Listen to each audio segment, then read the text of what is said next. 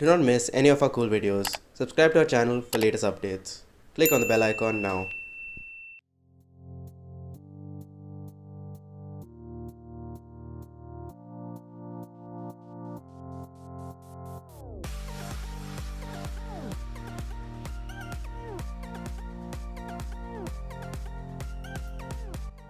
Lifting the cursor and changing the shape of the pointer on the Etch-a-Sketch.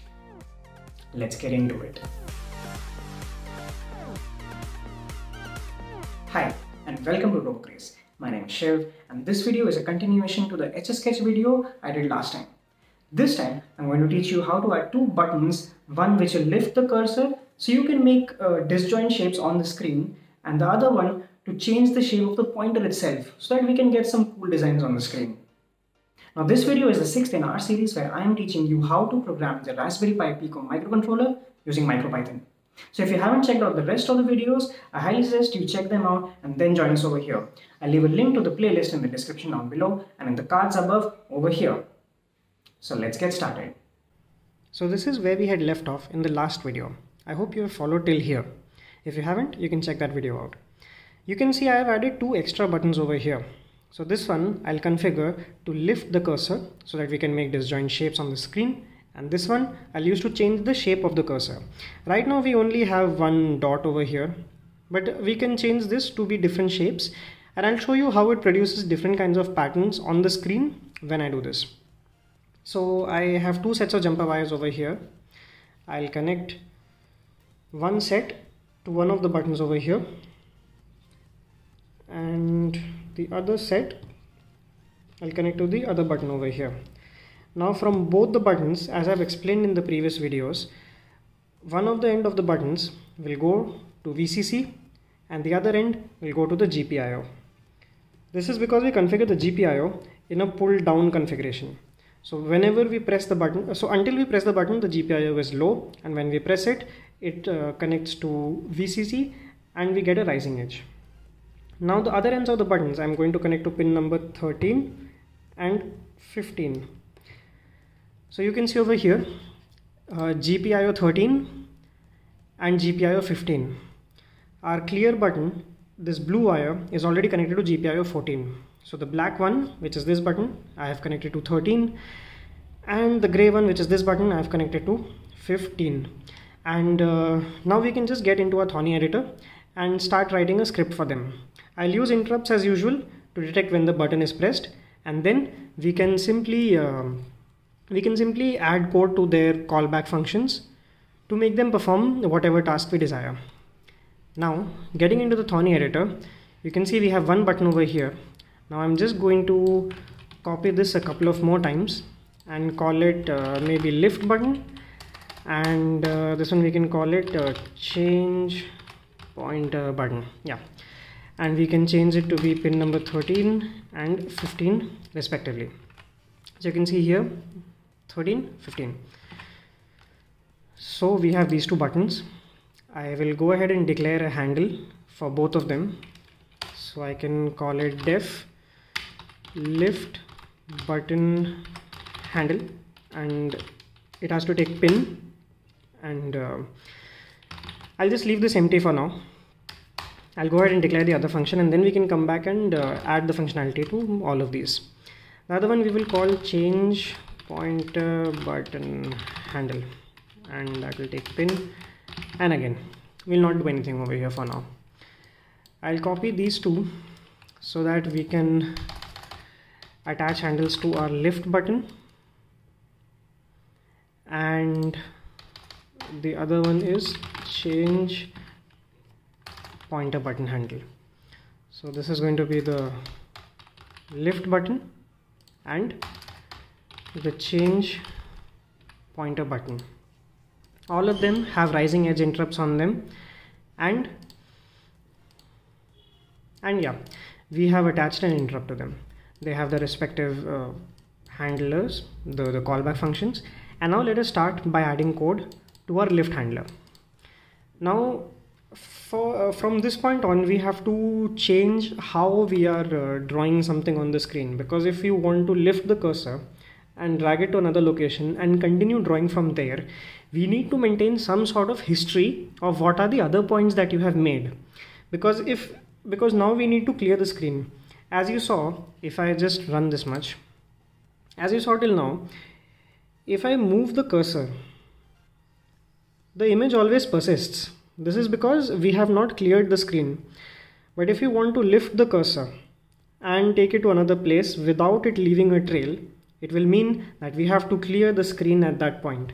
And if we clear the screen, we'll lose the rest of the image. Therefore, we need some sort of a variable where we can store what are the different coordinates where we have drawn something, and every iteration we have to go and redraw them. So what I'm going to do for that is I'm going to use a set. Now the reason I'm using a set is because if you add duplicate elements to a set, Python automatically replaces them, and it does not add multiple duplicate values to the set. Now the reason I'm doing this, it's just a small optimization feature, but as you can see right now my cursor has not moved in a long time. If I use a simple list, it will keep adding element to the list even though my cursor is not really moving, and we'll end up wasting a lot of memory. The Pico may even run out of memory if you run it for a very long time. So for that purpose I'm using a set. I'll be pushing coordinates to a tuple in the set. So let's just see how this will work. So I'll just go over here and I'll make a set called drawing, and I'll initialize it as an empty set. Alright. Now to this set we have to add the coordinates every single time. So let's do that. Over here we take our current coordinates and then we just go and check if there is any deviation or not, and then we just draw a cursor on them. Instead, we now have to store these values to the set and draw them from the set. So let's do this. Inside this, I'm going to register a new element or a new coordinate in the set only if there is a significant amount of deviation. This we had done last time to have a little bit of stabilization in the values. So I'll use the same thing over here. I'll just say so what we can actually do over here is leave this part be, because it's automatically stabilizing it for us. In the next line I can just go ahead and say drawing.add. Add adds an element to the set. Then I have put another parenthesis inside it with a comma. So this is a tuple, x cursor and y cursor. Alright, so we are adding our cursor to the set. If the cursor does not move, it will not add the same tuple to the set again, since a set only takes unique values. So we don't have to worry about not moving the cursor and losing memory out on that.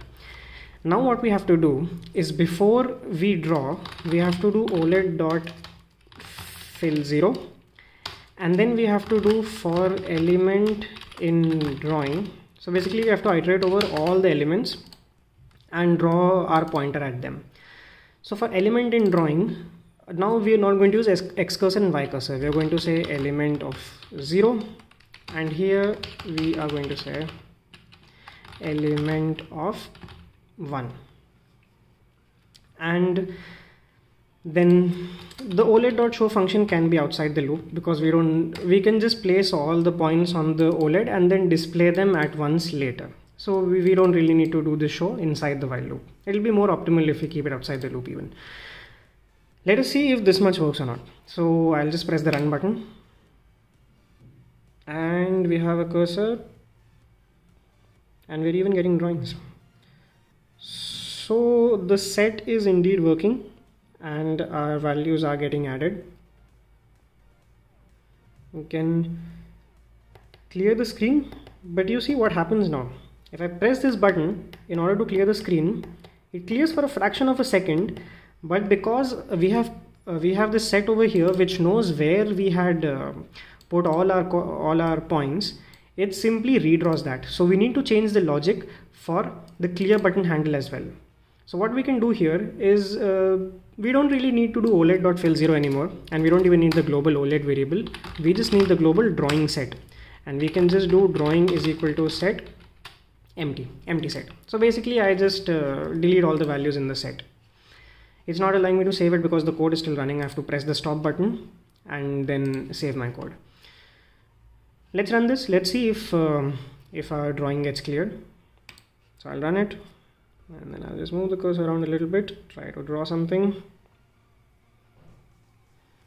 and I will press this button, and yeah, so now our clear logic has been updated, and we are now displaying the cursor based on values stored in a set. Now for the main thing. So we can lift the cursor by keeping track of the cursor status in a variable called let's just call it lifted, and I'll declare it initially as false. So we'll assume that the cursor is not lifted in the beginning, and what we can do over here is say global lifted, and then I can just say lifted is equal to not lifted. So basically we are toggling the status of lifted. If it was lifted earlier, it will not be lifted anymore, and vice versa. So this will just toggle the value. Now what we can do is we'll add our cursor to the drawing set only if it is not lifted. If it is lifted, then we do not want to keep it in our memory and we do not want to draw it. However, we do want to draw the cursor because you still want to be able to see where the cursor is going. You just don't want it to leave a trail, right? So for that, I am going to just copy this line and place it right after OLED.fill, and here I will just put X cursor and I'll replace this with Y cursor. So what this will do is it'll cursor, oh my god, yeah, this time I got it right. Alright, so stop, save so that I don't lose it. Alright, we'll go ahead and print our cursor at the current cursor location, but we will not persist it to memory. Let us see what this looks like, and then I can explain it a bit more. One last thing before I run this, I've gone ahead and added some debouncing code to this script. So as I have shown in my last video, how we debounce is we take a button press time variable so that I can track when was the button pressed last.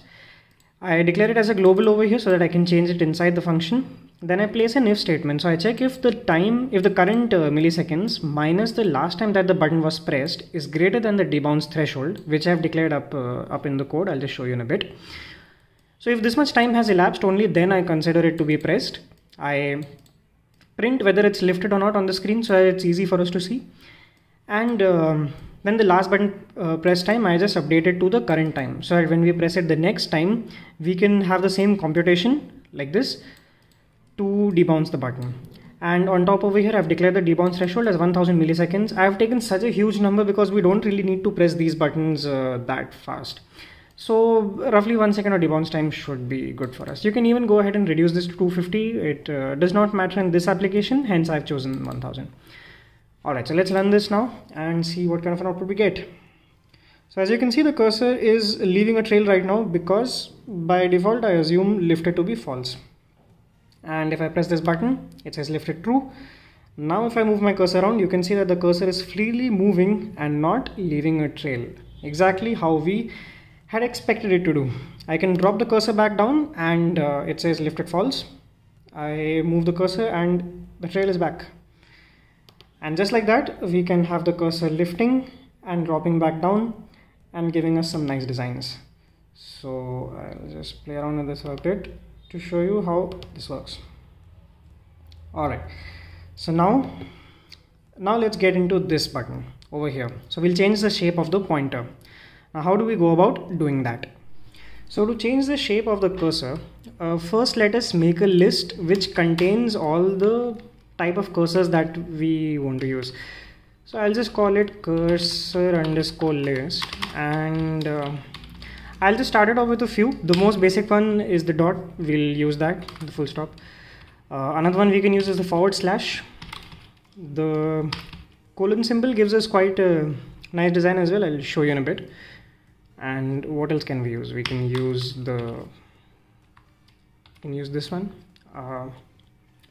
We can experiment with the tilde, see how the tilde comes on the screen. And yeah, This is good enough for us to begin with. You can add as many as you wish later on. There might be even better ones that we haven't tried. Maybe we can use the star. Let's just take the star as well. So this is all we'll keep for now. And what I will do is, instead over here, instead of printing this symbol, actually we'll need one more variable. We need to keep track of which cursor we are using right now. So we'll call it cursor underscore index is equal to 0. So we'll assume that this cursor index will point, will contain the value of the index from which you want to pull the cursor from this list. So 0 means by default we'll assume that we're using this symbol. And let's go down, and instead of using this hard-coded value, we can now do cursor underscore list of cursor underscore index. So we extract the cursor index element from the cursor list and we display that, and I'll copy it here as well. And in order to change it, okay, every time my device is busy, stop. Okay, well, running it is one way of saving it, but yeah, we're using the default cursor right now. You can see we need to program this button now. So that is where this thing will come in. I'll just declare another variable over here. I've called this last button press time, or what I can do is I can even use the same variable for the other function. So what will happen is we can only press one of these two buttons. It'll within a span of this debounce threshold duration, and we can do this right now because we don't really need to press these buttons that fast. Otherwise, if you wish, you can use a different separate variable to debounce this button, the lift button, and the change pointer button. You can even use different variables, and it will track them separately.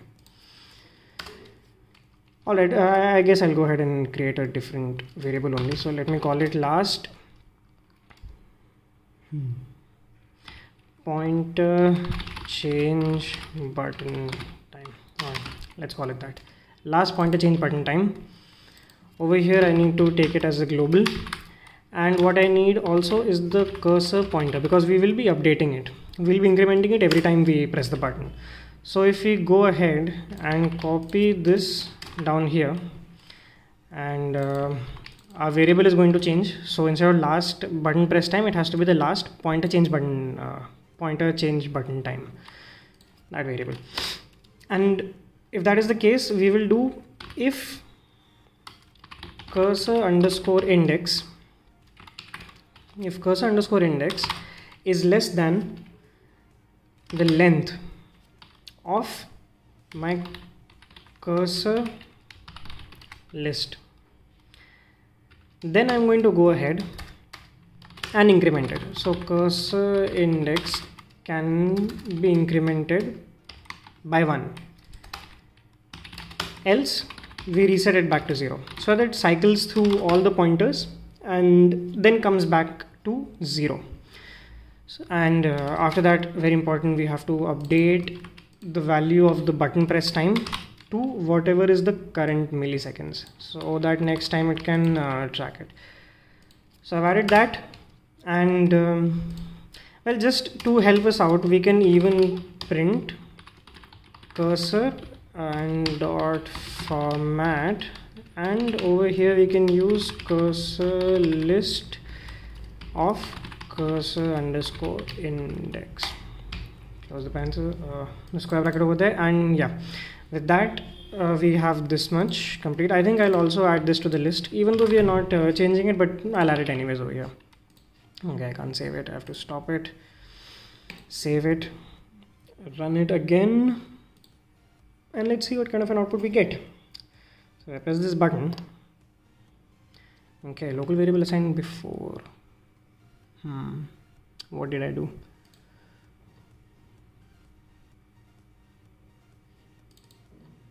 So we call it cursor index. What? Cursor pointer? No, cursor index. Yeah, sorry, typo over there. Cursor index, because cursor index is the variable that we're incrementing over here. Alright, so let's try this one more time. Hopefully now it works. Press the button and you can see that the cursor is now a /, and when you drag it, you can see it gives us quite a funky looking, calligraphic type of a look, if I may.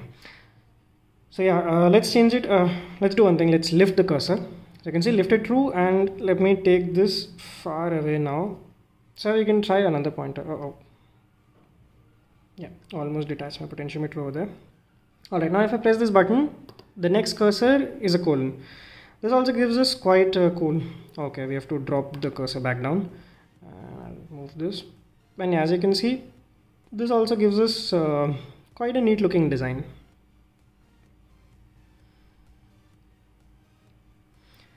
Let me just clear the screen and try a different value now. So I press this, and now our cursor is that caret symbol. So if I bring it down, you can see that it gives us that. And you can actually press the button with your drawing on it as well and see what your drawing looks like with different cursors. So we now have the tilde symbol. Doesn't really do much to the design, but I mean, that's also another choice of pointer. You can press it again. We have the star. And the star also looks a little bit funky. Press it again. Alright. We have a lot of errors showing up over here. So basically it says list index out of range. Now we should really be doing -1 over here because we don't want to go out the end of the list. We want to loop back to whatever we had.